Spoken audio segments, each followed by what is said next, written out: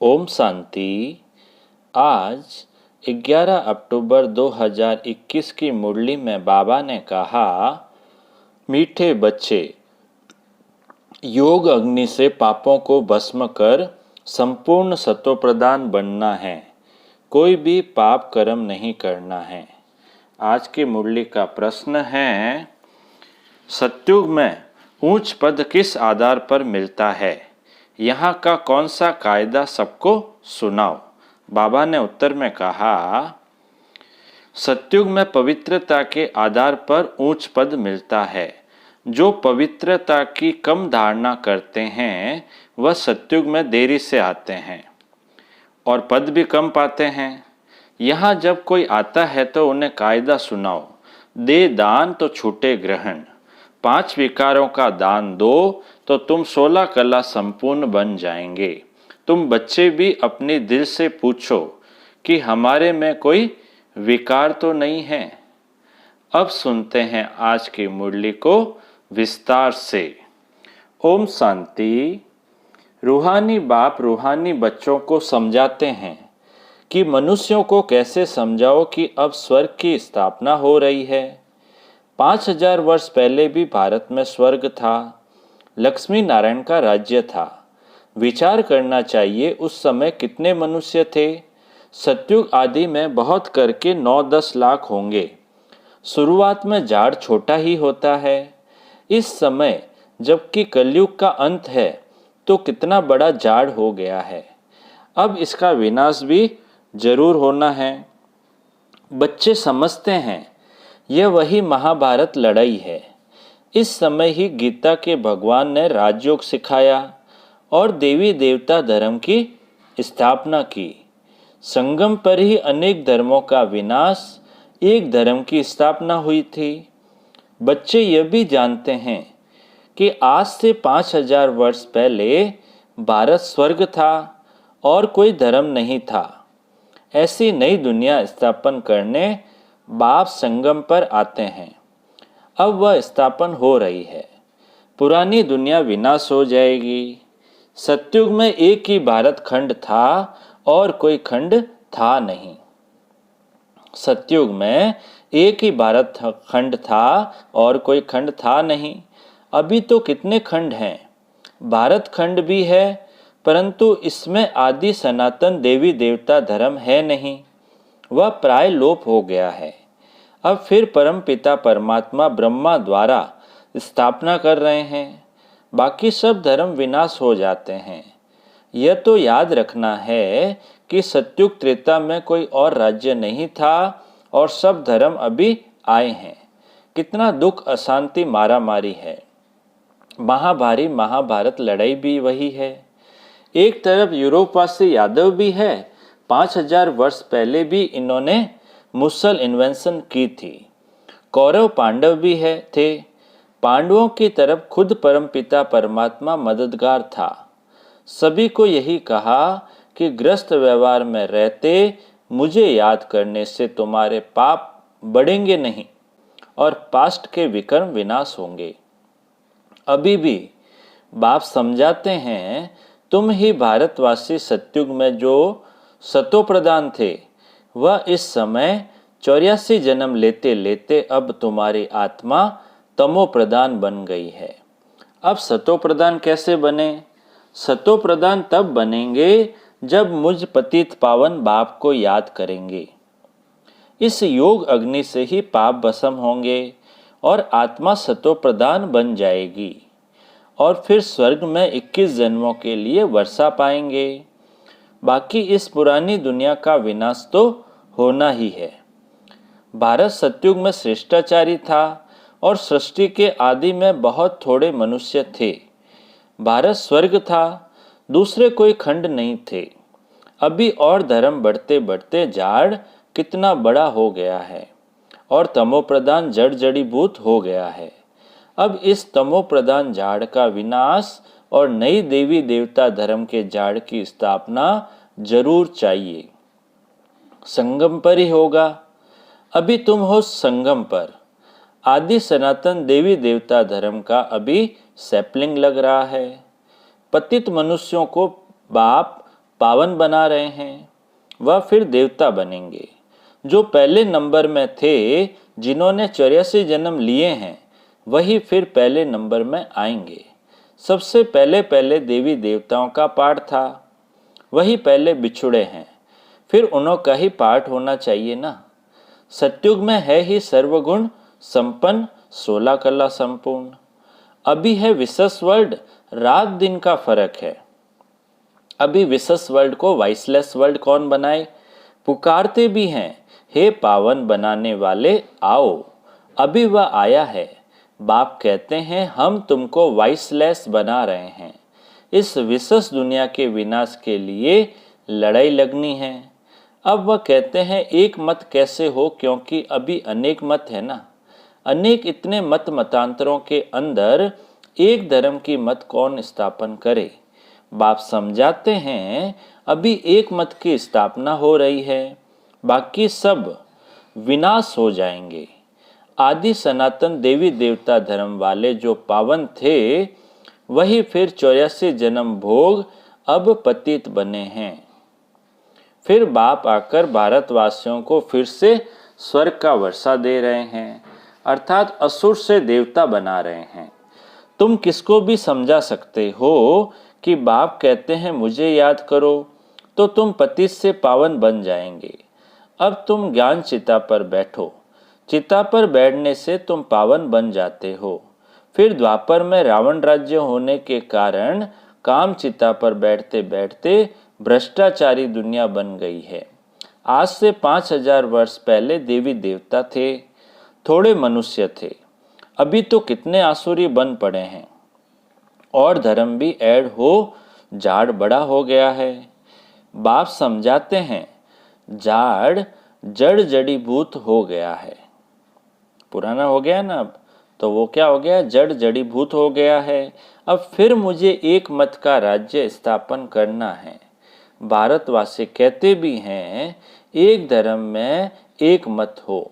यह भारतवासी भूल गए हैं कि सतयुग में एक ही धर्म था, यहाँ तो अनेक धर्म हैं। अब बाप आकर फिर से एक धर्म स्थापन कर रहे हैं। तुम बच्चे राजयोग सीख रहे हो, जरूर भगवान ही राजयोग सिखाएंगे, ये किसको पता नहीं है। प्रदर्शनी का उद्घाटन जब कोई करने आते हैं तो उनको भी समझाना चाहिए, तुम किसका उद्घाटन करते हो? बाप इस भारत को स्वर्ग बना रहे हैं, बाकी नरकवासी सब विनाश हो जाएंगे। विनाश के पहले जिनको बाप से वर्षा लेना है तो आकर समझे। ये बीके का जो आश्रम है, ये है क्वारंटाइन क्लास। यहाँ 7 रोज क्लास करना है ताकि 5 विकार निकल जाए। देवताओं में ये 5 विकार होते नहीं। अब यहाँ 5 विकारों का दान देना है, तब ग्रहण छूटेगा। दे दान तो छूटे ग्रहण। फिर तुम 16 कला संपूर्ण बन जाएंगे। भारत सतयुग में 16 कला संपूर्ण था, अभी तो कोई कला नहीं रही है, सब कंगाल बन पड़े हैं। कोई ओपनिंग करने आते हैं, बोलो यहाँ का कायदा है। बाप कहते हैं दे 5 विकारों का दान तो छूटे ग्रहण। तुम 16 कला संपूर्ण देवता बन जाएंगे, पवित्रता अनुसार पद पाएंगे। बाकी अगर कुछ न कुछ कला कम रह गई तो जन्म भी देरी से लेंगे। विकारों का दान देना तो अच्छा है ना। चंद्रमा को ग्रहण लगता है तो आगे ब्राह्मण लोग दान लेते थे, अभी तो ब्राह्मण बड़े आदमी हो गए हैं। गरीब लोग तो बेचारे भीख मांगते रहते, पुराने कपड़े आदि भी लेते रहते। वास्तव में ब्राह्मण पुराने कपड़े नहीं लेते। वास्तव में ब्राह्मण जो होते हैं वो कभी पुराने कपड़े थोड़ी लेते हैं, उन्हों को नया दिया जाता है। तो अब तुम समझाते हो भारत 16 कला संपूर्ण था, अब आयरन एजेड हो गया है, 5 विकारों का ग्रहण लगा हुआ है। अभी तुम जो 5 विकारों का दान दे, ये अंतिम जन्म पवित्र रहेंगे तो नई दुनिया के मालिक बनेंगे। स्वर्ग में बहुत थोड़े थे, पीछे वृद्धि को पाया है, अब तो विनाश भी सामने खड़ा है। बाप कहते हैं 5 विकारों का दान दो तो ग्रहण छूट जाए। अब तुमको श्रेष्ठाचारी बन स्वर्ग का सूर्यवंशी राज्य लेना है तो भ्रष्टाचारी को छोड़ना पड़ेगा। 5 विकारों का दान दो। अपनी दिल से पूछो, हम सर्वगुण संपन्न संपूर्ण निर्विकारी बने हैं? अपने दिल से पूछो, हम सर्वगुण संपन्न संपूर्ण निर्विकारी बने हैं? नारद का मिसाल है ना। एक भी विकार होगा तो लक्ष्मी को वर कैसे सकेंगे? कोशिश करते रहो, खाद को आग लगाते रहो। सोना जब गलाते हैं, गलते गलते यदि आग ठंडी हो जाती है तो खाद निकलती नहीं है, इसलिए पूरी आग में गलाते हैं। फिर जब देखते हैं किचड़ा अलग हो गया है तब कार्ब में डालते हैं। बाप अब खुद कहते हैं, कोई भी विकार में मत जाओ, तीव्र वेग से पुरुषार्थ करो। पहले तो पवित्रता की प्रतिज्ञा करो। बाबा, आप पावन बनाने आए हो, हम कभी विकार में नहीं जाएंगे। देही अभिमानी बनना है। बाप हम आत्माओं को समझाते हैं, वह सुप्रीम आत्मा है। तुम जानते हो हम पतित हैं। आत्मा में ही संस्कार बढ़ते हैं, आत्मा में ही संस्कार रहते हैं। मैं तुम्हारा बाप, तुम आत्माओं से बात करता हूँ। ऐसा कोई नहीं कह सकता मैं तुम्हारा बाप परमात्मा हूँ। मैं आया हूँ पावन बनाने। तुम पहले सतो प्रधान थे, फिर सतो रजो तमो में आए, तमो प्रधान बने हो। इस समय 5 तत्व भी तमो प्रधान हैं, इसलिए दुख देते हैं। हर चीज दुख देती है। यही तत्व जब सतो प्रधान होते हैं तब सुख देते हैं। उसका नाम ही है सुख धाम। यह है दुख धाम। सुख धाम है बेहद के बाप का वर्षा, दुख धाम है रावण का वर्षा।